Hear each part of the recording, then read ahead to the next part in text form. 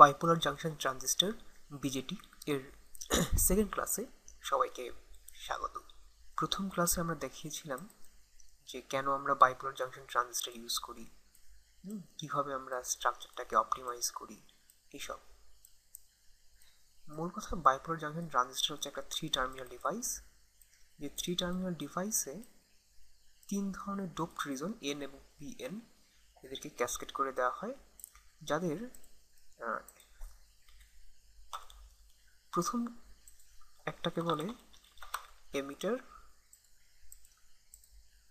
একটাকে বলে বেস, আর একটাকে বলে কালেক্টর। এমিটার বেসে একটা ফরওয়ার্ড বায়াস দেওয়া হয়, আর কালেক্টরেও এইভাবে একটা বায়াসিং দেওয়া হয়। এর মধ্যে স্ট্রাকচারকে অপটিমাইজ করার জন্য আমরা এনকে হেভিলি ডোপিং করি, পিকে খুব লাইটলি ডোপিং করি। তাছাড়া আরেকটা ব্যাপার হচ্ছে খুব ইম্পর্টেন্ট, সেটা হচ্ছে পি এর উইডথকে আমরা খুব ছোট রাখি। কেন আমরা এরকম করি সেগুলো প্রথম ক্লাসে বলা হয়েছে, কাজে এখানে আর রিপিট করা হচ্ছে না। তবে প্রথম ক্লাসে যেটা বলা হয় নাই সেটা হচ্ছে এই যে বেস এবং কালেক্টর, এইখানে আমরা কি ধরনের বায়াসিং দিব। শুধু একে দেওয়া হয়েছে তাড়াহুড়া করে যে এখানে আমরা একটা এমনভাবে বায়াসিং দিব যেন এখানে প্লাস আর এখানে মাইনাস ভোল্টেজ হয়। কেন আমরা বলেছিলাম এরকম যে এন থেকে প্রচুর পরিমাণ ইলেকট্রন পিতে আসবে, তারপরে এই ইলেকট্রনগুলো যেন পাশে এনে ফ্লো করে, সেই কারণে আমরা এখানে একটা প্লাস ভোল্টেজ দিয়ে এই পি থেকে ইলেকট্রনগুলোকে এন এর দিকে আকর্ষণ করতেছি। কিন্তু এটা আরেকটু ভালো করে আমাদের বোঝা উচিত। কীরকম দেখো, এন এবং পি এমিটার এবং বেজ, এমিটার এবং বেজে ঠিকই ফরওয়ার্ড বায়াস দেওয়া হয়েছে, মানে পিতে প্লাস আর এনে মাইনাস। কিন্তু বেজ এবং কালেক্টর যেটা পিএন, সেখানে পিতে দেওয়া হয়েছে নেগেটিভ আর এনে দেওয়া হয়েছে পজিটিভ। তাহলে তো এইটা একটা রিভার্স বায়াস হয়ে গেল। পিতে নেগেটিভ আর এনে পজিটিভ দিলে তো কখনোই পিএন জাংশনে কারেন্ট ফ্লো করে না, তাই না? আমরা যখন ডায়োড পড়ে আসছি সেটা আমরা দেখে আসছি, এরকম পিএন জাংশনে কখনোই তুমি যদি নেগেটিভ ভোল্টেজ দাও পিতে আর এনে যদি পজিটিভ ভোল্টেজ দাও, তাহলে এই ডায়োডটা রিভার্স বায়াস থাকে এবং কারেন্ট কন্ডাকশন করে না। কিন্তু এখানে তো ঠিকই দেখা যাচ্ছে কারেন্ট কন্ডাকশন করতেছে, তাহলে ঘটনাটা কি? আচ্ছা, আমরা আরেকটু ভালো করে দেখি যে কেন আসলে রিভার্স বায়াসে ডায়োড কারেন্ট কন্ডাকশন করে না।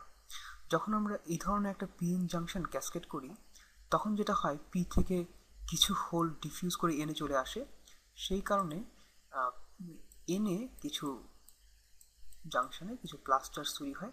একইভাবে এন থেকে কিছু ফ্রি ইলেকট্রন পিতে চলে আসে, সেই কারণে এই জাংশনের খুব কাছাকাছি নেগেটিভ চার্জ তৈরি হয়। তো সেই কারণে দেখা যায় যে পিতে একটা লো পটেনশিয়াল এরকম, আর ঠিক জাংশনের কাছাকাছি এসে একটা হাই পটেনশিয়াল তৈরি হয়, আবার সেটা এনে গিয়ে ফ্ল্যাট হয়ে যায়। যেহেতু এই ধরনের একটা পটেনশিয়াল তৈরি হয়েছে, তোমরা জানো যে একটা প্লাস চার্জকে আমি যদি এই পটেনশিয়ালে রাখি, তাহলে সেটা সবসময় চেষ্টা করবে হায়ার থেকে লোয়ার পটেনশিয়ালে যেতে, তার মানে এইভাবে যাওয়ার চেষ্টা করবে, এই দিকে চলে যাওয়ার চেষ্টা করবে। ঠিক আছে? এখন যেহেতু পিতে হোল আছে, তাহলে হোলগুলো তো আর এই ব্যারিয়ার ক্রস করে ওইদিকে যেতে পারবে না। একটা হোল কখনোই এইভাবে এই ডিরেকশন যেতে পারবে না, পি থেকে এনে যেতে পারবে না, কারণ এনে তো হাই পটেনশিয়াল। আর একইভাবে একটা ইলেকট্রনও কিন্তু কখনো হাই পটেনশিয়াল থেকে লো পটেনশিয়ালে নেমে আসতে পারে না, যেহেতু ইলেকট্রনের চার্জ নেগেটিভ, কাজে উল্টা ঘটনা। সো এনে আসে প্রচুর ইলেকট্রন, এই ইলেকট্রনগুলো পিতে আসতে পারবে না এই ব্যারিয়ারের কারণে। আবার পিতে আসে হোল, মানে পজিটিভ চার্জ, এটাও আবার এই ব্যারিয়ারের কারণে এনে আসতে পারবে না, সেই কারণে রিভার্স বায়াসে ডায়োড কারেন্ট কন্ডাকশন করে না। আচ্ছা, কিন্তু ধরা যাক কোনো একটা কারণে পিতে প্রচুর পরিমাণ ইলেকট্রন তৈরি হয়ে গেছে কোনোভাবে, কীভাবে হয়েছে আমরা জানি না। যদি এরকম হয় যে পিতে প্রচুর পরিমাণ ইলেকট্রন, যদি এরকম হয়, এখানে কি রাখবো, ধরো প্রচুর ইলেকট্রন, এখানে ইলেকট্রন, এখানে ইলেকট্রন, এখানে ইলেকট্রন, এখানে ইলেকট্রন, যদি এটা হয়, পিতে নর্মালি হোল থাকে, কিন্তু যদি কোনো কারণে ইলেকট্রন তৈরি হয়ে যায় তাহলে কি হবে? তাহলে এইবার একটা অদ্ভুত ব্যাপার হবে। সেটা কীরকম? সেটা হচ্ছে এখানে পটেনশিয়াল ব্যারিয়ারটা তো এরকম, তো পটেনশিয়াল ব্যারিয়ার এরকম হওয়ার কারণে হোলগুলা মানে প্লাস চার্জ সেটা কখনোই এদিকে যেতে পারছিল না, এদিকে যেতে পারছিল না। কিন্তু যদি এখানে মাইনাস চার্জ থাকে, মানে ইলেকট্রন থাকে, যদি মাইনাস চার্জ থাকে তাহলে তো মাইনাস চার্জ সহজেই এদিকে যেতে পারবে, তাই না? তাহলে পিতে যদি কোনোভাবে ইলেকট্রন তৈরি হয়ে যায় তাহলে কিন্তু সেটা আরও কন্ডাকশনের জন্য সুবিধা, কারণ এইবার যে ব্যারিয়ার আছে সেই ব্যারিয়ারটা ইলেকট্রনের জন্য ক্রস করা খুব সহজ। ইলেকট্রন সহজেই লো পটেনশিয়াল থেকে হাই পটেনশিয়ালে চলে যেতে পারে, তার মানে পি থেকে এনে চলে যেতে পারে। দেখো ঠিক এক্স্যাক্টলি এই ঘটনাটাই এই বাইপোলার জাংশন ট্রানজিস্টরে হয়েছে। নর্মালি পিতে হোল থাকে আর এনে ইলেকট্রন থাকে, কিন্তু আমরা বিজেটিতে এমিটার থেকে বেজে যখন আমরা ফরওয়ার্ড বায়াস দিই তখন এন থেকে ইলেকট্রনগুলো চলে আসে পিতে, তাহলে পিতে এখন প্রচুর পরিমাণে ইলেকট্রন আছে। এইবার তুমি যদি একটা রিভার্স বায়াস দাও, তার মানে এইখানে একটা পটেনশিয়াল, তুমি বেজ এবং কালেক্টরের মাঝখানে একটা পটেনশিয়াল ছিল সেটাকে আরও হাই করে দিয়েছে। যত হাই করবে তত তো ইলেকট্রনের জন্য ভালো, কারণ এন থেকে পিতে ইলেকট্রন চলে আসছে। ইলেকট্রন চলে আসছে, সেই ইলেকট্রনগুলো এখন খুব সহজেই এই ব্যারিয়ারটা ক্রস করে পাশের কালেক্টরে চলে যেতে পারবে। খেয়াল করে দেখো পিতে যে হোলগুলো আছে, হোল কিন্তু যেতে পারবে না কালেক্টরে, হোলগুলোতে সব চলে আসবে এই এমিটার রিজনে। এবং আমরা খুব কম ডোপিং করেছি পিকে, যাতে খুব বেশি হোল আসতে না পারে।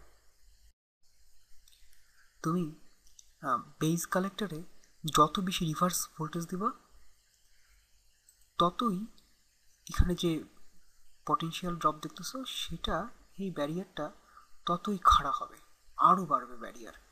তো ব্যারিয়ার আরও বাড়লে তো ইলেকট্রনের জন্য আরও ভালো, কারণ ইলেকট্রন সবসময় লো ব্যারিয়ার থেকে হাই ব্যারিয়ার দিকে যায়, লো পটেনশিয়াল থেকে হাই পটেনশিয়ালে যায়। আর প্লাস চার্জ মানে হোল হচ্ছে উল্টা, হোল সবসময় হাই থেকে লো পটেনশিয়ালে ফ্লো করে। তো তাহলে তুমি যত বেশি প্লাস ভোল্টেজ দিবা, মানে পিএন জাংশনে যত বেশি রিভার্স ভোল্টেজ দিবা তত বেশি কারেন্ট আসলে ড্র করার কথা, তাই না? হ্যাঁ, এটা সত্যি যে তুমি প্লাস ভোল্টেজ দিলে এন থেকে পিতে যে ইলেকট্রনগুলো আসছে সেই ইলেকট্রনগুলো খুব সহজে পাশের এমিটার থেকে বেজের যে ইলেকট্রন আসছে সেই ইলেকট্রনগুলো খুব সহজে পাশের কালেক্টরে চলে যেতে পারে এই ব্যারিয়ারের কারণে। কিন্তু এটা মোটেও সত্যি না যে তুমি যদি ব্যারিয়ারটা যদি আরও বাড়াও তাহলে আরও বেশি করে ইলেকট্রন কালেক্টরে ফ্লো করবে। কেন এটা সত্যি না? আমি তো একটু আগেই বললাম যে ব্যারিয়ার যত বাড়াবে ততই আসলে ইলেকট্রনের জন্য ভালো। ইলেকট্রন তো হাই ব্যারিয়ার ক্রস করতেই পছন্দ করে। তারপরেও আসলে এখানে ব্যাটারি রিভার্স ভোল্টেজ বাড়ালে এখানে কালেক্টরে যে বেশি ইলেকট্রন ফ্লো করবে ব্যাপারটা এমন না, মানে ইলেকট্রন ফ্লো করবে দ্যাটস ওকে, কিন্তু বেশি ইলেকট্রন ফ্লো করতে পারবে না। কেন এরকম করবে না? আচ্ছা আমরা একটু দেখি। মনে করো কোনো একটা পানির রিজার্ভারে, কোনো একটা পানির রিজার্ভার থেকে আমি ছোট্ট একটা পানির নল মানে টিউব বের করে নিলাম।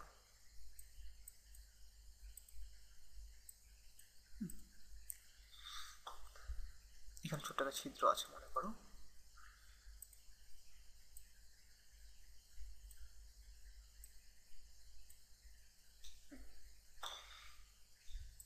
এখানে কিছু পানি আছে।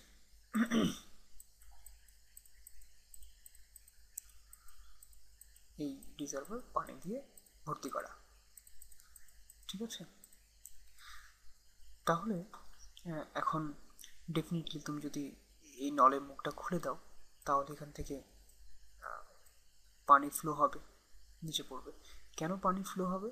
তার কারণ হচ্ছে গ্র্যাভিটি, তাই না? দেখো এখানে যত বেশি পানি রিজার্ভারে রাখবে তত বেশি পানির প্রেশার হবে এই হরাইজন্টাল নলে, সেই প্রেশারের কারণে পানি ফ্লো করবে, আর এই ভার্টিক্যাল নল দিয়ে সেই পানি বের হয়ে আসবে গ্র্যাভিটির কারণে। আচ্ছা, যদি কোনো কারণে এরকম হয় যে পৃথিবীর গ্র্যাভিটি বেড়ে যায় তাহলে কি পানি ফ্লো বেড়ে যাবে? পানি ফ্লো অবশ্যই বাড়বে। তার কারণ গ্র্যাভিটি যত বাড়বে, গ্র্যাভিটির সাথে আসলে সম্পর্ক হচ্ছে যে এই রিজার্ভারে পানি কতটুকু প্রেশার দিচ্ছে। গ্র্যাভিটি বাড়লে অবশ্যই প্রেশার বাড়বে, সেই কারণে পানির ফ্লো বাড়বে। আচ্ছা, আমরা এখন অন্য একটা জিনিস চিন্তা করি। মনে করি যে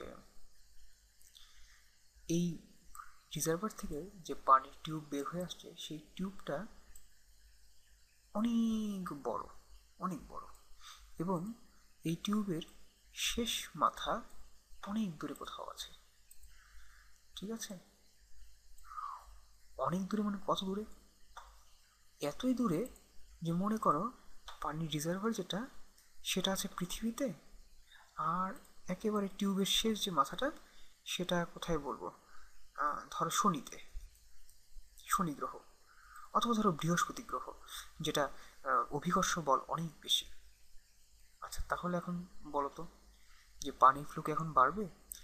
আবার বলি, পানির রিজার্ভার আছে পৃথিবীতে, কিন্তু টিউবের শেষ মাথা সেটা আছে হচ্ছে পৃথিবীর চেয়ে অনেক বড় গ্র্যাভিটিওয়ালা কোনো গ্রহতে। তো পানির ফ্লো কি এখন বাড়বে? হ্যাঁ, এটা সত্যি যে যেহেতু নলের শেষ মাথা আছে হচ্ছে শনি গ্রহে, যেখানে অভিকর্ষ বল বেশি, সো এই এই রিজনে এইখানে এখানে যেহেতু পানি ফ্লো হচ্ছে গ্র্যাভিটির কারণে, তাই এখানে খুব খুব ফাস্ট ওয়েতে পানি পড়বে। কিন্তু এই যে বাকি যে নল, এইখানে পানি ফ্লো হচ্ছে কেন? এখানে পানি ফ্লো হচ্ছে এই রিজার্ভারে যে পানি আছে সেই পানির প্রেশারের কারণে। এবং এই রিজার্ভারের পানির প্রেশার ডিপেন্ড করতেছে পৃথিবী তাকে কতটুকু অভিকর্ষ বল দিচ্ছে সেটার উপরে। যেহেতু পৃথিবীর অভিকর্ষ বল চেঞ্জ হচ্ছে না, সেই কারণে কিন্তু প্রেশারও চেঞ্জ হবে না।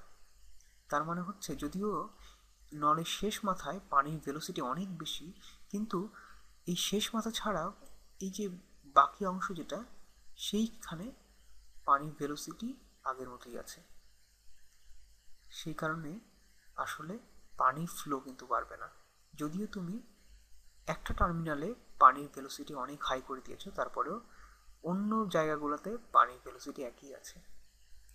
সো পানির ফ্লো মানে অ্যামাউন্ট অফ ফ্লো আগে যাচ্ছিল, এখনও তাই থাকবে। তো এই কনসেপ্ট আমরা বাইপোলার জাংশন ট্রানজিস্টরে কীভাবে ইউজ করব? আচ্ছা,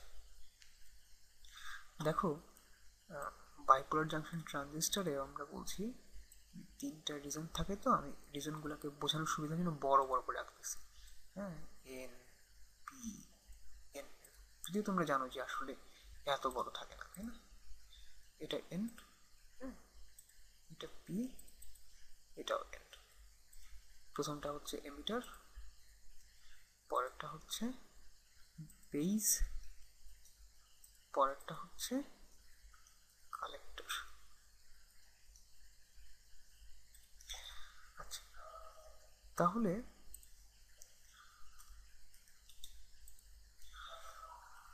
তুমি যখন বেস আর কালেক্টরের মাঝখানে, এর আগে বলেছিলাম যে বেস কালেক্টরের মাঝখানে আমরা আসলে একটা রিভার্স বায়াস দিই, তাই না? এমিটার বেস আমরা ফরওয়ার্ড বায়াস দিই, কিন্তু বেস কালেক্টরে দিই রিভার্স বায়াস। কেন সেটা একটু আগে ব্যাখ্যা করলাম। এখন তুমি যদি রিভার্স বায়াস দাও, তাহলে আসলে ভোল্টেজটা কোথায় ড্রপ হয়?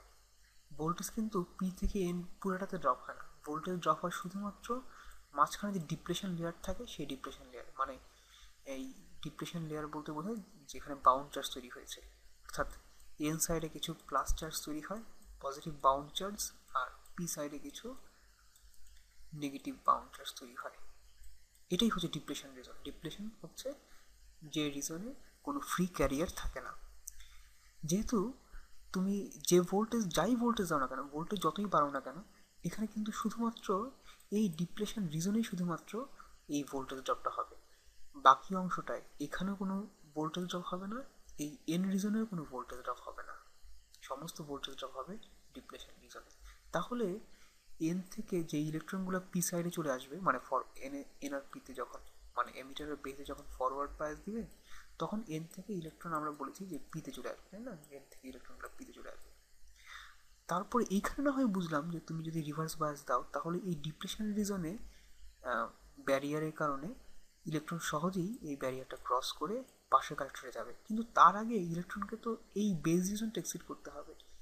এই যে মাঝখানের যে বেজ রিজন, এত বড় একটা বেজ রিজন, এইটা ইলেকট্রন পার হবে কীভাবে? এখানে তো কোনো ইলেকট্রিক ফিল্ড নাই, তুমি যা ভোল্টেজ দিচ্ছ সেটা কারণ ইলেকট্রিক ফিল্ড তৈরি হচ্ছে এই যে এই জাংশনে, এখানে তৈরি হচ্ছে। আমরা বলেছি যে আমরা বেজ রিজনকে খুব ন্যারো করি। হ্যাঁ ন্যারো করি ঠিক আছে, তারপরেও তো বেজ কিছু অংশ থাকবেই যেখানে আসলে কোনো ভোল্টেজ ড্রপ হবে না, সেখানে ইলেকট্রন রাস্তা পার হবে কীভাবে? আসলে যে রিজনে কোনো ভোল্টেজ ড্রপ হয় না, ধরো যে এই রিজনটা, এইখানে ইলেকট্রনের আসলে ডিফিউশন হয়। ডিফিউশন মানে কনসেন্ট্রেশন গ্রেডিয়েন্ট তৈরি হয়, এই কনসেন্ট্রেশন গ্রেডিয়েন্টের কারণে ইলেকট্রন ফ্লো করে। এবং কনসেন্ট্রেশনটা কীরকম হয়? কনসেন্ট্রেশনটা দেখতে হয় এরকম, এটা দেখতে হয় এইরকম। ধরো এখানে অনেক বেশি ইলেকট্রন থাকে, এন থেকে পিতে চলে আসে, তাহলে এন আর পি এর জাংশন যেটা, সেখানে প্রচুর ইলেকট্রন থাকে। তারপরে আস্তে আস্তে প্রচুর ইলেকট্রন থাকে, ইলেকট্রনটা তারপরে আস্তে আস্তে ইলেকট্রনের কনসেন্ট্রেশন কমতে থাকে, কমতে কমতে এই জায়গায় এসে যেখানে বেজ আর কালেক্টরের জাংশন শুরু হয়েছে, সেইখানে ইলেকট্রনের কনসেন্ট্রেশন একদম জিরো হয়ে যায়। কেন বলো তো? তার কারণ হচ্ছে তুমি যেহেতু বেজ আর কালেক্টরে রিভার্স ভোল্টেজ দিয়েছো, সো এইখানে জাংশনের অ্যাক্রসে ভোল্টেজ ড্রপ হচ্ছে, তার মানে ইলেকট্রনের ভেলোসিটি সবচেয়ে বেশি কোথায়? ইলেকট্রনিক ভেলোসিটি সবচেয়ে বেশি হচ্ছে এই জাংশন রিজনে। তোমাদের আগে যে এক্সাম্পলটা দিয়েছিলাম এটা মনে করে দেখো, যে একটা পানির পাত্র যেটা আছে পৃথিবীতে, আর নলের শেষ মাথা যেটা আছে বৃহস্পতি গ্রহে। তো বৃহস্পতি গ্রহের গ্র্যাভিটি অনেক হওয়ার কারণে সেখানে খুব হাই ভেলোসিটিতে পানি ফ্লো করতেছে, কিন্তু পানির যে রিজার্ভার সেখান থেকে পানি খুব হাই ভেলোসিটিতে আসতেছে না, সেটা খুব স্লো স্পিডে আসতেছে। এখানেও সেই একই ব্যাপার, যদিও ইলেকট্রনগুলা খুব ফাস্ট ওয়েতে এই জাংশন ক্রস করবে, কিন্তু এইখানে বেজ রিজনে যেখানে আসলে কোনো ভোল্টেজ ড্রপ হচ্ছে না, সেখানে ইলেকট্রন খুব স্লোলি মুভ করবে এবং কনসেন্ট্রেশন গ্রেডিয়েন্টটা হবে এইরকম। আবার বলতেছি যে যেখানে জাংশন শুরু হয়েছে সেখানে ইলেকট্রন একদম জিরো কনসেন্ট্রেশন থাকবে, আর যেখানে এমিটারের সবচেয়ে কাছাকাছি রিজন যেখানে, সেইখানে ইলেকট্রনিক কনসেন্ট্রেশন সবচেয়ে বেশি থাকবে। তাহলে এইরকম কনসেন্ট্রেশন গ্রেডিয়েন্টের কারণে ইলেকট্রনের একটা ডিফিউশন হবে বেস থেকে কালেক্টরের দিকে। তাহলে যেখানে ভোল্টেজ ড্রপ হচ্ছে না সেখানে ইলেকট্রনের ডিফিউশন হয়, যেখানে ভোল্টেজ ড্রপ হচ্ছে সেখানে ইলেকট্রনের ড্রিফট হয়। ঠিক আছে, আমি লিখে দিচ্ছি যে ডিফিউশন ইন বেস আর ড্রিফট ইন জাংশন। ঠিক আছে, এখন বুঝতে পারছো যে কেন তুমি রিভার্স বায়াসে ভোল্টেজ যদি বাড়াও তাহলে আসলে ইলেকট্রনের ফ্লো আগের চেয়ে বেশি হবে না। কারণ তুমি যতই ভোল্টেজ দাও ততই আসলে এই জাংশনে অ্যাক্রসে ভোল্টেজ বাড়বে, তার মানে জাংশনের ড্রিফট ভেলোসিটি অনেক বাড়বে, তাই না? এখানে ড্রিফট ভেলোসিটি অনেক বাড়বে, অনেক বাড়বে, কিন্তু এখানে বেড়ে লাভ কি? এই যে বাকি অংশটায় এইখানে তো আসলে ডিফিউশন হচ্ছে ইলেকট্রন, এবং এই ডিফিউশন তো খুব স্লো প্রসেস। তুমি ভোল্টেজ রিভার্স ভোল্টেজ যতই বাড়ো না কেন, ডিফিউশন রেট কিন্তু বাড়বে না। ডিফিউশন রেট ডিপেন্ড করে শুধুমাত্র কনসেন্ট্রেশন গ্রেডিয়েন্টের উপরে। বুঝতে পেরেছো? কনসেন্ট্রেশন গ্রেডিয়েন্টটা তৈরি হচ্ছে কিন্তু এখানে যখন ফরওয়ার্ড বায়াস দিয়েছো এমিটারের বেসে, সেই ফরওয়ার্ড বায়াসের কারণে এন থেকে ইলেকট্রন পিতে যাচ্ছে, সেই কারণে এনআরপি মানে এমিটার এবং বেস এই দুইটার জাংশনের কাছে ইলেকট্রনের ডেন্সিটি সবচেয়ে বেশি, আর এই জাংশন থেকে যত দূরে যাচ্ছ ততই কিন্তু ইলেকট্রনের ডেন্সিটি কমে যাচ্ছে। ঠিক আছে,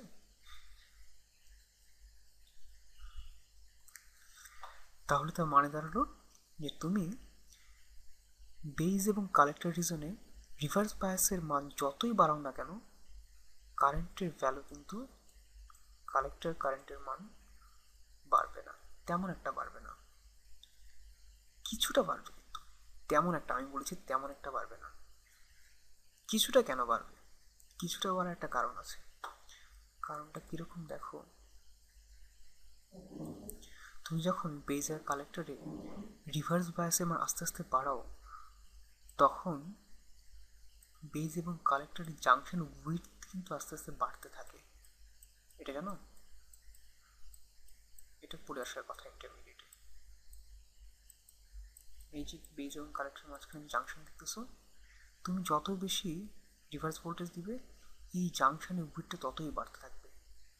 এখন চিন্তা করো যে এন থেকে পিতে যে ইলেকট্রনগুলো আসছে, আমরা বলছি যে এই যে এখানে এই রিজনটা যেখানে ইলেকট্রনের ভোল্টেজে কোনো ড্রপ হচ্ছে না, সেখানে ইলেকট্রন ডিফিউশন হয়, এবং ডিফিউশনটা কতটুকু হবে সেটা ডিপেন্ড করে ইলেকট্রনের কনসেন্ট্রেশন গ্রেডিয়েন্টের উপরে। তাহলে চিন্তা করো, মনে করো প্রথম অবস্থায় কোনো একটা ভোল্টেজের কারণে ইলেকট্রনের কনসেন্ট্রেশন হচ্ছে এরকম এরকম। আচ্ছা, এখন তুমি যদি ভোল্টেজের রিভার্স ভোল্টেজের মান মানে বেস কালেক্টরের রিভার্স ভোল্টেজের মান বাড়াও, তাহলে আমি বলছি জাংশনের উইথ বাড়বে। ধরো উইথটা বেড়ে এতটুকু হইল, এই যে এতটুকু হইল, ঠিক আছে, প্লাস প্লাস প্লাস, এদিকেও মাইনাস। যদি জাংশনের উইথ বেড়ে যায় তাহলে বেজ রিজনে ইলেকট্রনের কনসেন্ট্রেশন গ্রেডিয়েন্টটা কিন্তু একটু চেঞ্জ হবে। আগে ছিল এরকম, আর এখন কনসেন্ট্রেশন গ্রেডিয়েন্টটা হবে এইখান থেকে শুরু করে এইখানে শেষ হবে। দেখো তো, ইলেকট্রনের কনসেন্ট্রেশন গ্রেডিয়েন্টের ভ্যালু কিন্তু আগের চেয়ে বেড়েছে, মানে স্লোপের মানটা আগের চেয়ে খাড়া হয়েছে। যদি স্লোপের মান খাড়া হয় তাহলে আসলে ইলেকট্রনের ডিফিউশন রেটটা আগের চেয়ে বাড়বে। বুঝতে পেরেছ? তবে আসলে এই ভোল্টেজের প্রভাবটা এই জাংশন উইথের উপর খুব বেশি কিন্তু না, লগারিদমিক। তুমি যদি ভোল্টেজ 100 গুণ করো তাহলে জাংশনের উইথ মাত্র দ্বিগুণ বাড়বে। বুঝতে পেরেছ? কাজেই যদিও এই ভোল্টেজের কারণে জাংশনের উইথ বাড়বে, জাংশনের উইথ বাড়ার কারণে বেজ রিজনটা আরও ন্যারো হয়ে যাবে। আরও যদি ন্যারো হয় তাহলে ইলেকট্রনের কনসেন্ট্রেশন গ্রেডিয়েন্টের ঢালটা আরও খাড়া হবে। তবে এই মানে ডিফিউশন রেটের মান আসলে খুব বেশি বাড়বে না, বেজটা খুব বেশি থিন হবে না। ঠিক আছে? তাহলে এই যে তোমরা দেখলে যে এখানে আসলে বেজ কালেক্টর এর মাঝখানে যে রিভার্স ভোল্টেজ দিচ্ছি, সেই রিভার্স ভোল্টেজটা বাড়িয়ে আসলে কারেন্টের মান, কালেক্টর কারেন্টের মান খুব বেশি বাড়ানো যায় না। সেটা কি আমার জন্য ভালো হলো না খারাপ হলো? তোমার শুনে মনে হতে পারে না এটা তো আসলে ভালো হলো না। তাহলে আমার তো, আমি বলেছিলাম যে যত বেশি কারেন্ট এই 1 থেকে 3 আসবে, ধরো এটা হচ্ছে 1, এটা 2, আর এটা হচ্ছে 3 নাম্বার টার্মিনাল, যত বেশি কারেন্ট 1 আর 3 আসবে তত ভালো। কিন্তু এখন দেখা যাচ্ছে যে আমি রিভার্স ভোল্টেজের মান বাড়ালে খুব বেশি কারেন্টের মান বাড়ে না। তাহলে মনে হয় এটা খারাপ। আসলে খারাপ না, এটাই ভালো, আমরা এটাই চেয়েছিলাম। কেন? আমার মনে করে দেখো আমাদের পারপাস কি ছিল? আমাদের পারপাস ছিল আমরা শুধুমাত্র 1 আর 2 তে ভোল্টেজ দিব, কিন্তু কারেন্ট যাবে 1 আর 3 তে। এবং এই যে 1 আর 3 তে যে কারেন্ট যাবে সেই কারেন্টের মান শুধুমাত্র ডিপেন্ড করবে টার্মিনাল 1 আর টার্মিনাল 2 তে তুমি কি পরিমাণ ভোল্টেজ দিয়েছো সেটার উপরে। টার্মিনাল 1 আর 3 তে কি ভোল্টেজ দিয়েছো সেটার উপর ডিপেন্ড করবে না। ঠিক আছে? যদি তাই হতো যে টার্মিনাল 1 আর টার্মিনাল 3 এর ভোল্টেজের উপরে ডিপেন্ড করতো যে টার্মিনাল 3 তে কি পরিমাণ কারেন্ট যাচ্ছে, তাহলে তো সেই আগের মতোই সেটা একটা 2 টার্মিনাল ডিভাইসের মতোই আচরণ করতো। 2 টার্মিনাল ডিভাইসের কথা মনে আছে? ধর একটা রেজিস্ট্যান্স, এই রেজিস্ট্যান্সে তুমি যত বেশি ভোল্টেজ দিচ্ছ তত বেশি কারেন্ট যাচ্ছে। আমি তো সেটা চাচ্ছি না। আমি চাচ্ছি যে ভোল্টেজ দিব কোনো দুটো টার্মিনালে, কিন্তু কারেন্ট যাবে অন্য দুটো টার্মিনালে, এবং অন্য দুটো টার্মিনালে যে কারেন্ট যাচ্ছে সেই কারেন্টটা আমার শুধুমাত্র প্রথম দুটো টার্মিনালে যে ভোল্টেজ দিচ্ছে সেটার উপর ডিপেন্ড করবে। এখানেও কিন্তু আসলে এই ব্যাপারটাই হয়েছে। তুমি টার্মিনাল 1 আর 2 মানে এমিটার আর বেজে ভোল্টেজ দিয়েছো, সেই কারণে এমিটার থেকে কালেক্টরের দিকে কারেন্ট যাচ্ছে। ধরো এমিটারে তুমি দিয়েছো ধরো 0.8 ভোল্ট, আর বেস কালেক্টরে তুমি ভোল্টেজ দিয়েছো হচ্ছে সে 5 ভোল্ট। তাহলে এমিটার আর কালেক্টরের মাঝখানে কত ভোল্টেজ হলো? 5.8 ভোল্ট, তাই না? কিন্তু কালেক্টরে যে কারেন্ট যাবে সেটা কিন্তু 5.8 ভোল্টের উপর ডিপেন্ড করবে না, কালেক্টরে যে কারেন্ট যাবে সেটা ডিপেন্ড করবে শুধুমাত্র এই 0.8 ভোল্টের উপরে। এই এমিটারের বেস ভোল্টেজ যত বাড়াবে তত বেশি কারেন্ট যাবে টার্মিনাল 3-তে। তুমি যদি এটা এমিটার আর কালেক্টরের মাঝখানে এই মুহূর্তে 5.8 ভোল্ট আছে, তাই না? তুমি যদি এই বেজ আর কালেক্টরের ভোল্টেজটা 5 ভোল্ট না, ধরো তুমি এটা চেঞ্জ করে তুমি এখন ধরা যাক 4 ভোল্ট দিয়েছো, তাহলে এমিটার আর কালেক্টরে ভোল্টেজ আছে 4.8। তারপরেও দেখবে কারেন্টের মান আসলে ওই আগে যা ছিল অলমোস্ট তাই আছে, কালেক্টর কারেন্টের মান চেঞ্জ হয় নাই, কারণ কালেক্টর কারেন্টের মান তো আসলে শুধুমাত্র এমিটারের বেস ভোল্টেজের উপর ডিপেন্ড করতেছে। আমরা এইভাবেই ডিভাইসটা তৈরি করেছি, তাই না? আচ্ছা, এখন প্রশ্ন হচ্ছে এই যে আমি বেস আর কালেক্টরের ভোল্টেজের মান বাড়াচ্ছি বা কমাচ্ছি, তার সাথে কারেন্টের মান খুব একটা চেঞ্জ হচ্ছে না, এই ঘটনাটা কতক্ষণ পর্যন্ত ঘটবে? ধরা যাক আমি বেজ আর কালেক্টরের ভোল্টেজের মান আরও কমাচ্ছি, 4 ভোল্ট 3 ভোল্ট কমাতে কমাতে যদি 0 ভোল্ট করে ফেলি তাহলে কি হবে? ধরা যাক আমি এটাকে 4 ভোল্ট না, আমি 0 ভোল্ট দিলাম,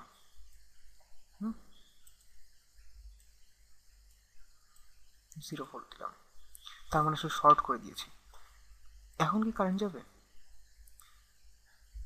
দেখো, এখন আসলে কারেন্ট যাবে, তার কারণ তুমি যদি কোনো বাইরে থেকে ভোল্টেজ নাও দাও তাহলেও পি এবং এন জাংশনের মাঝখানে একটা বিল্ট ইন পটেনশিয়াল সবসময়ই থাকবে। বিল্ট ইন, এই জন্যই এটার নাম হচ্ছে বিল্ট ইন পটেনশিয়াল, মানে বাইরের ভোল্টেজ যদি দাও তাহলে হয়তো এই ভোল্টেজটা আরও বাড়বে। এই যে বিল্ট ইন পটেনশিয়াল আমরা কীভাবে দেখিয়েছিলাম আরেকবার আঁকি, এই যে পি আর এন জাংশন যেখানে আছে, যে ধরো পি আর এন জাংশনের ঠিক যে জায়গাটা আছে সেই জায়গায় একটা বিল্ট ইন পটেনশিয়াল সবসময় থাকবে, যেখানে পি সাইডে থাকবে লো পটেনশিয়াল আর এন সাইডে থাকবে হাই পটেনশিয়াল। নর্মালি এই বিল্ট ইন ভোল্টেজের মানটা হয় কত জানো? 0.7,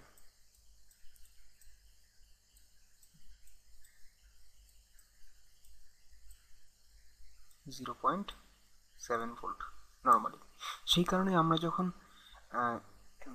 ডায়োডে পিএন জাংশনে 0.7 ভোল্টেজ ফরওয়ার্ড বায়াস দিই তখন এই বিল্ট ইন ভোল্টেজটা ডাউন হয়ে ফ্ল্যাট হয়ে যায় এবং তখন কারেন্ট যায়। তাহলে এখন দেখো, আমি যদি কোনো ভোল্টেজ নাও দিই, এখানে যদি বেস কালেক্টর মানে টার্মিনাল 2 আর 3-তে 0 ভোল্টেজ দিই, তাও পিএন জাংশনে কিন্তু ঠিকই একটা ব্যারিয়ার থাকবে এবং এই ব্যারিয়ারটা আসলে ইলেকট্রনে মুভ করার জন্য সুবিধা। পিতে ইলেকট্রন চলে আসছে, তো একটা ইলেকট্রন সহজেই এই ব্যারিয়ারের লোয়ার ভ্যালু থেকে হায়ার ভ্যালুর দিকে চলে যেতে পারবে, ঠিক আছে? সো আসলে তুমি যদি এখানে 0 ভোল্টেজ দাও তাও কারেন্ট যাবে, কিন্তু আমি যদি এখন নেগেটিভ ভোল্টেজ দেওয়া শুরু করি তাহলে কি হবে? যদি নেগেটিভ ভোল্টেজ দিই তাহলে এই ব্যারিয়ারটা আসলে আরও ছোট হয়ে যাবে। আমি একটু ক্লিয়ার করে আঁকি এটাকে। এই সেই জাংশন এরিয়া, আর জাংশন এরিয়াতে একটা পটেনশিয়াল বিল্ড আপ করেছে, যেটাকে আমি বলতেছি বিল্ট ইন পটেনশিয়াল। তুমি যদি বাইরে থেকে ভোল্টেজ নাও দাও তাহলে এই পটেনশিয়াল থাকবে। যদি এই ভোল্টেজটা 0 থেকে বাড়াও তাহলে আসলে যেটা হবে সেটা হচ্ছে এই পটেনশিয়ালটা আরও উঁচু হবে। যদি রিভার্স ভোল্টেজ মান বাড়াও তাহলে আরও বড় হবে এটা। আর যদি এখন যদি এক কাজ করো, এইটা 0 ভোল্টেজ না, এটাকে যদি নেগেটিভ ভোল্টেজ দাও, ধরো তুমি এখানে -0.1 ভোল্টেজ দিলে, তাহলে কি হবে? তাহলে আসলে এই ব্যারিয়ারটা ছোট হওয়া শুরু করবে। এই যে এইভাবে তুমি যদি -1 ভোল্টেজ দাও তাহলে এই ভোল্টেজটা এখন আগের চেয়ে ছোট হওয়া শুরু করবে। সো আগে ছিল ধরো 0.7 ভোল্টেজ ব্যারিয়ার হাইট ছিল, এটা হয়ে যাবে 0.6 ভোল্ট।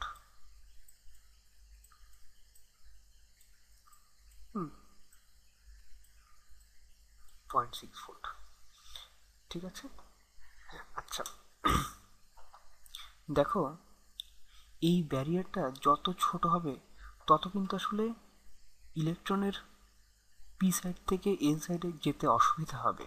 আমি বলেছিলাম যে যেহেতু একটা ইলেকট্রন সবসময় চায় লো পটেনশিয়াল থেকে হাই পটেনশিয়ালে যেতে, সো ব্যারিয়ার যত বেশি হবে ইলেকট্রনের জন্য যাওয়া তত সুবিধা হবে, আর ব্যারিয়ার যত আস্তে আস্তে কমতে থাকবে ততই আসলে ইলেকট্রন আগের চেয়ে কম পরিমাণে যেতে থাকবে পি থেকে এন এর দিকে, তাই না? তাহলে এইভাবে করতে করতে তুমি যদি এখানে এক সময় 0.7 ভোল্টেজ দিয়ে দাও, ধরো এটা এই ভোল্টেজটা এখন আছে -1, সেটা যদি তুমি চেঞ্জ করে -1 না, তুমি আসলে ধরো 0.7 ভোল্টেজ দাও, 0.7 ভোল্টেজ যদি এখানে দাও, তাহলে কি হবে, তাহলে আসলে এই ব্যারিয়ারটা একদমই থাকবে না, ব্যারিয়ারটা পুরো ফ্ল্যাট হয়ে যাবে। ব্যারিয়ার যদি একদম ফ্ল্যাট হয়ে যায় তাহলে আসলে ইলেকট্রন আর পি সাইড থেকে এন সাইডে যেতে পারবে না, বরং যেটা হবে এখানে কালেক্টর কারেন্টটাই পুরোপুরি বন্ধ হয়ে যাবে। তো আমরা যখন ডায়োডের ক্যারেক্টারিস্টিক দেখেছিলাম, আমরা দেখেছিলাম যে ডায়োডের ক্যারেক্টারিস্টিক হচ্ছে এরকম, যেখানে ভোল্টেজের সাথে সাথে কারেন্ট এমনভাবে বাড়ে, ধরো ডায়োডের ভোল্টেজ হচ্ছে এদিকে ভি আর ডায়োডের কারেন্ট আই এদিকে, তাহলে ভোল্টেজের সাথে কারেন্টের ইনক্রিজ হবে এক্সপোনেনশিয়াল।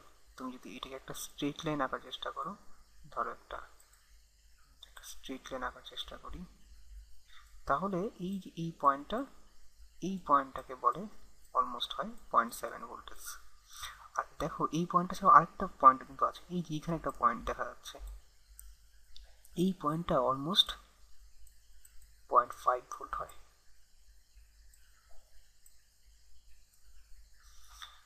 সো আসলে বুঝতে পারছো যে ডায়োডের অ্যাকচুয়াল ক্যারেক্টারিস্টিক হচ্ছে এরকম, যে 0.5 ভোল্টের পর থেকে কারেন্ট ফ্লো করা আস্তে আস্তে বাড়া শুরু করে। আমরা আসলে একটা এভারেজ ধরে নিই যে ডায়োডটা মোটামুটি 0.7 অপারেটেড, কিন্তু রিয়েলি ডায়োডটা আসলে 0.7 না, 0.5 পর থেকে অন হওয়া শুরু করে।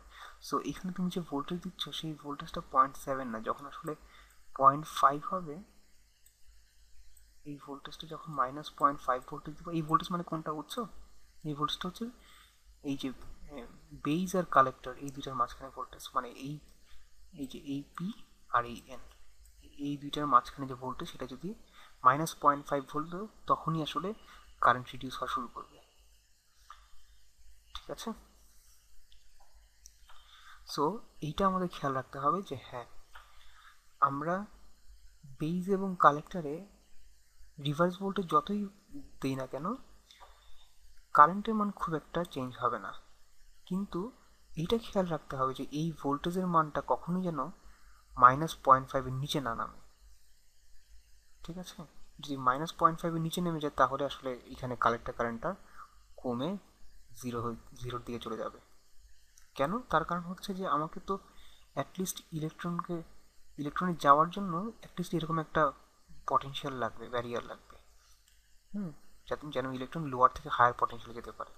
তুমি যদি এই পটেনশিয়ালের ব্যারিয়ারটা কমায় দিয়ে থাকো, তাহলে তো এই ইলেকট্রন এদিকে যাওয়ার প্রবাবিলিটি কমে যাবে।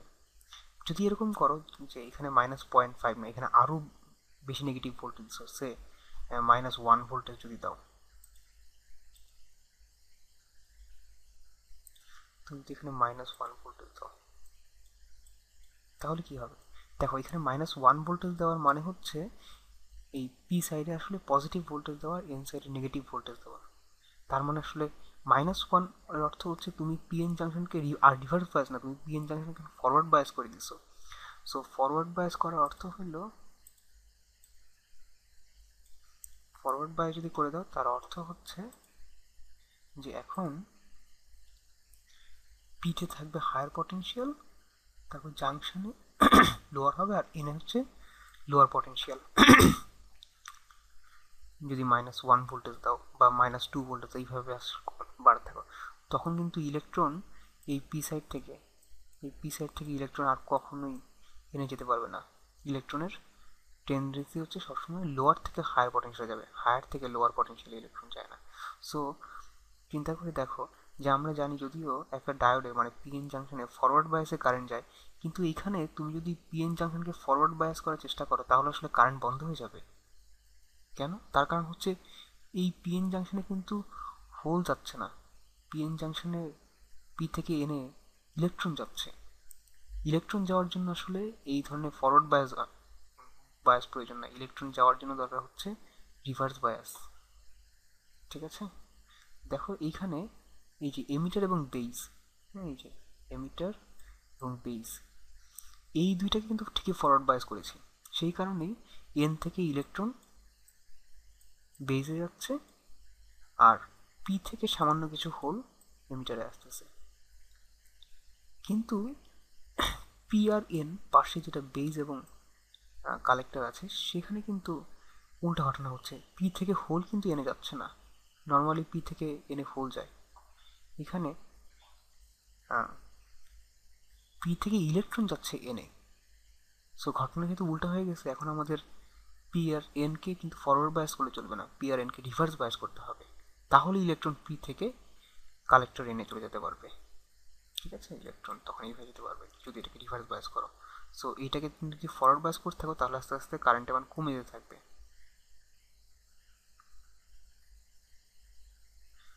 আচ্ছা, যদি আমি এরকম করি যে এমিটার আর বেজ এই দুইটাকে আমি রিভার্স বায়াস করি, তাহলে কারেন্টের কী অবস্থা হবে? এমিটার আর বেজকে যদি রিভার্স বায়াস করো তাহলে আসলে কোনো কারেন্ট যাবে না, কারেন্ট একদম অফ হয়ে যাবে। কেন?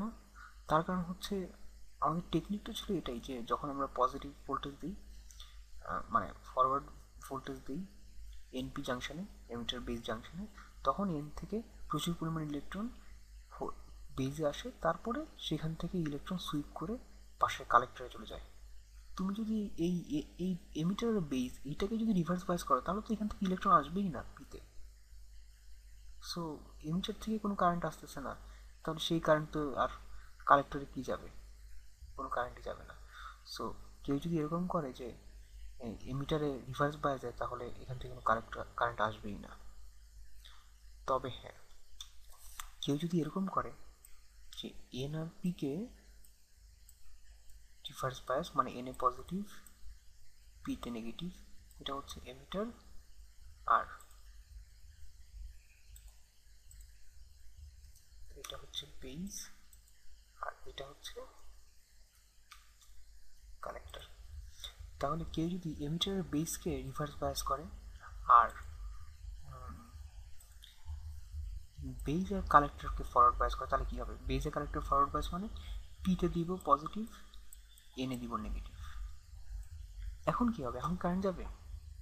এখন কারেন্ট যাবে, কারণ হচ্ছে যে এখন যেহেতু পি আর এনকে তুমি রিভার্স বায়াস করেছো, সরি, পি আর এনকে তুমি ফরওয়ার্ড বায়াস করেছো, তাই এন থেকে এবার এই এন সাইড থেকে মানে কালেক্টর থেকে ইলেকট্রন পি সাইডে যেতে পারবে। তারপরে সে আগের মতোই যে এই বেস যেহেতু খুব থিন, সো এই ইলেকট্রনগুলা খুব সামান্য একটা অংশ এই বেস থেকে বাইরে বের হয়ে যাবে, আর একটা বড় অংশ চলে যাবে এমিটার সাইডে। সো এখন কিন্তু ঠিকই আবার সে আগের মতো কারেন্ট প্রকাশ শুরু করবে। কিন্তু আসলে এই মোডে খুব বেশি কারেন্ট যায় না, কারণ তুমি জানো যে একটা সত্যিকারের বিজেটি কিন্তু এরকম সিমেট্রিক হয় না। মানে এখানে আমি দেখিয়েছি যে এন যেরকম, এমিটারে এন যেরকম বড়, কালেক্টরে এনও সেরকম বড়, আর বেসটা মাঝখানে ছোট।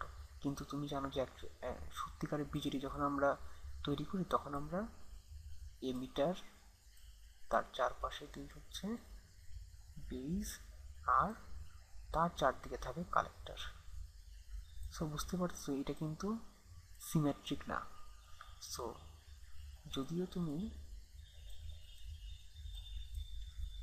এই কালেক্টর আর বেসকে ফরওয়ার্ড বায়াস করে এমিটার আর বেসকে রিভার্স বায়াস করে দাও, তাহলে আসলে আগের মতো পারফরমেন্স পাবে না, আগের চেয়ে অনেক ডিগ্রেডেড পারফরমেন্স পাবে।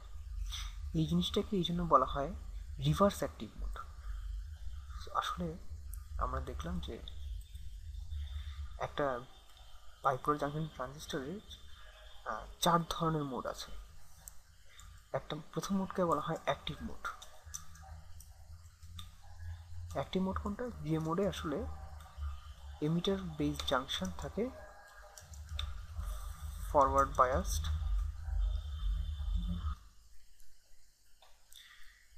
এবং কালেক্টর বেস জাংশন থাকে রিভার্স বায়াসড।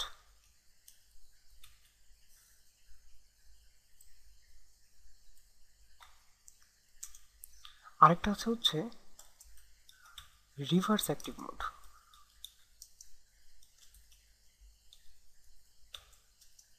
এখানে এমিটার বেস জাংশন থাকে রিভার্স বায়াসড, কিন্তু কালেক্টর বেস জাংশন থাকে ফরওয়ার্ড বায়াসড।